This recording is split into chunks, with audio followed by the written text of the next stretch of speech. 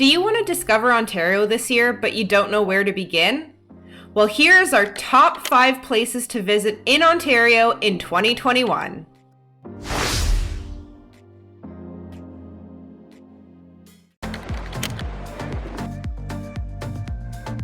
Point Pelee National Park is Canada's second smallest but most ecologically diverse national park. It is home to more than 390 bird species and 70 species of trees. And about 70% of it is actually composed of marsh, which is lined with cattails as far as the eye can see. This is one of the largest remaining marshes in southern Ontario. Depending on the time of year you visit, you might actually see things like frogs, turtles, muskrats, snakes, and various other insects when walking the marsh boardwalk.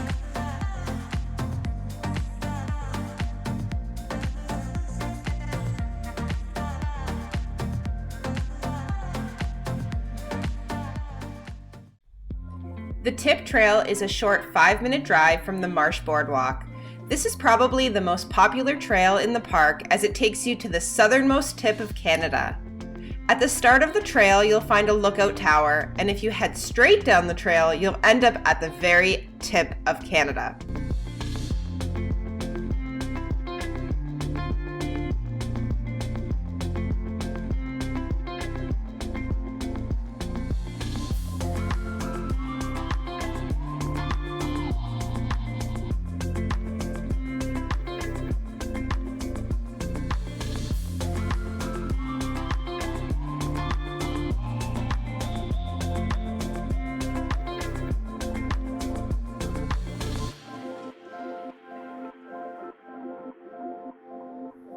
If you're not afraid of heights, heading up the tower is a must.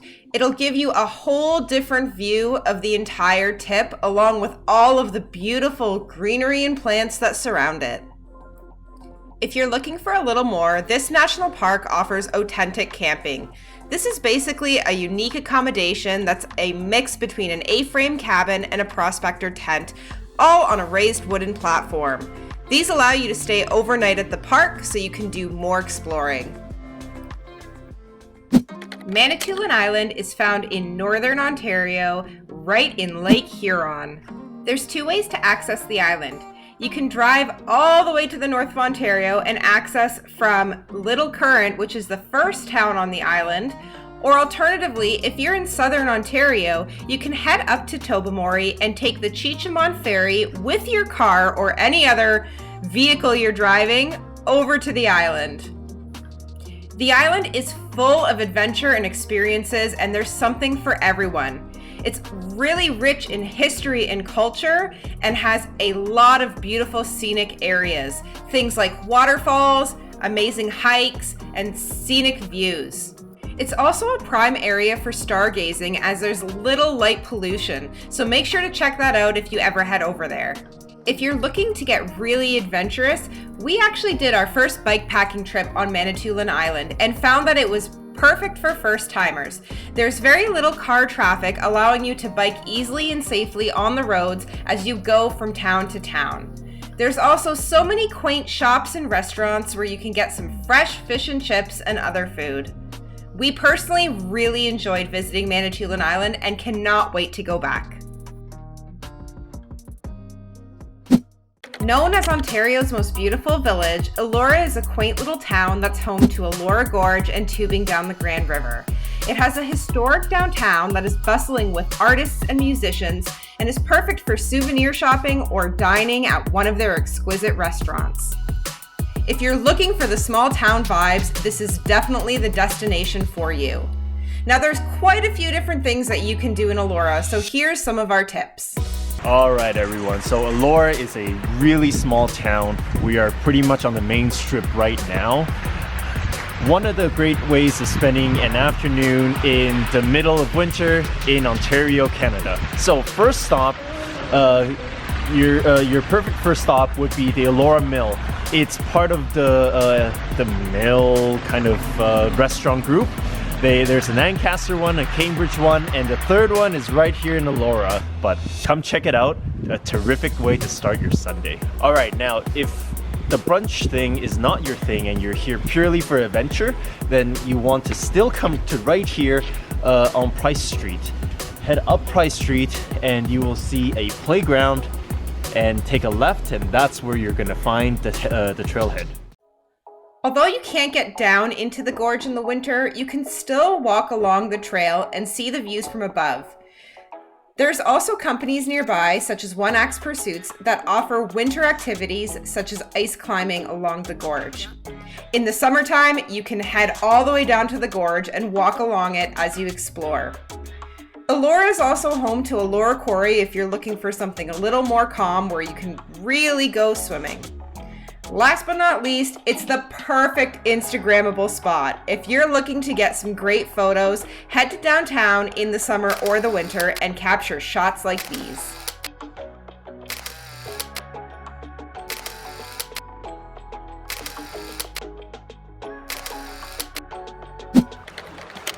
Flowerpot Island is found in Georgian Bay and is part of the Fathom 5 National Marine Park. You can get to the island by boat or by kayak if you're experienced. We always take the Blue Heron Cruise line. You simply buy your ticket, check the number on the ticket, and go line up at the appropriate dock. The Tobermory area has two harbors, Big Tub Harbor and Little Tub Harbor. When you get on the Blue Heron Cruises boat, they take you into Big Tub Harbor first to see a couple of shipwrecks and learn about their history. From there, it's smooth sailing on your way to Flowerpot Island.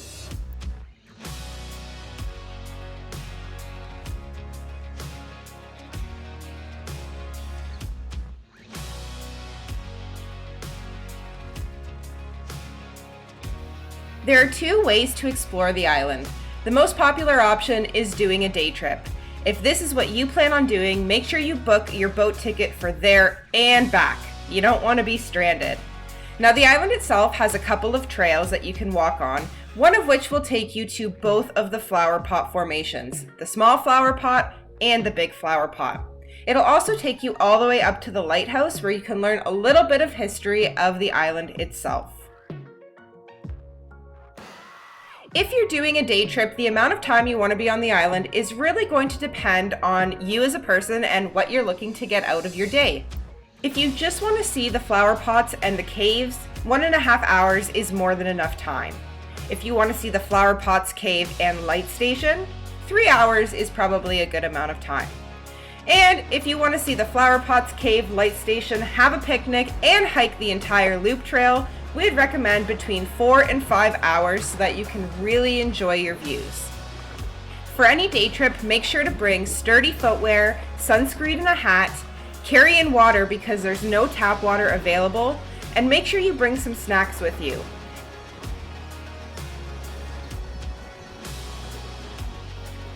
The second way you can enjoy the island is by camping on Flowerpot Island. This is by far one of the most unique campsites we have ever stayed at. There's only 6 campsites on the island, and once all the tour boats are done for the day, it's literally just you and the other campers. We personally only ran into another couple while we camped on Flowerpot Island. The best part about camping here is there's absolutely no light pollution at night, meaning you can see the stars, and they are absolutely beautiful. If backcountry camping is your thing, we highly recommend camping on Flowerpot Island. Port Elgin is a community in Bruce County and is located on Lake Huron. This is one of our favorite places to visit year-round because there is so many things to do. The whole area is lined with white sand beaches that are way less crowded than some of the bigger, more popular beaches during the year. So we love to head over here for a day out in the sun and some swimming. If the beach isn't your thing, there's a plethora of trails that you can choose from. 2 of our favorites include the Saugeen Rail Trail or the North Shore Trail. Both of these trails offer amazing views of Port Elgin and are really well kept.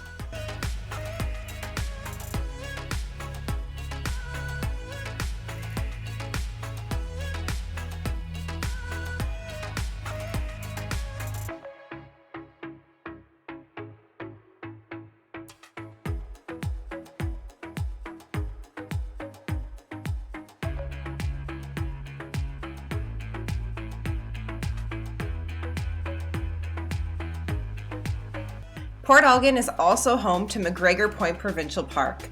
This is one of our favorite parks because it's really quiet and has really private campsites. So if you're looking to try a new park this year, we highly recommend checking out McGregor Point Provincial Park. We hope you found this list helpful and you're able to get out and explore Ontario. If you like this video and want to see more like this, please give us a big thumbs up and consider subscribing to our channel.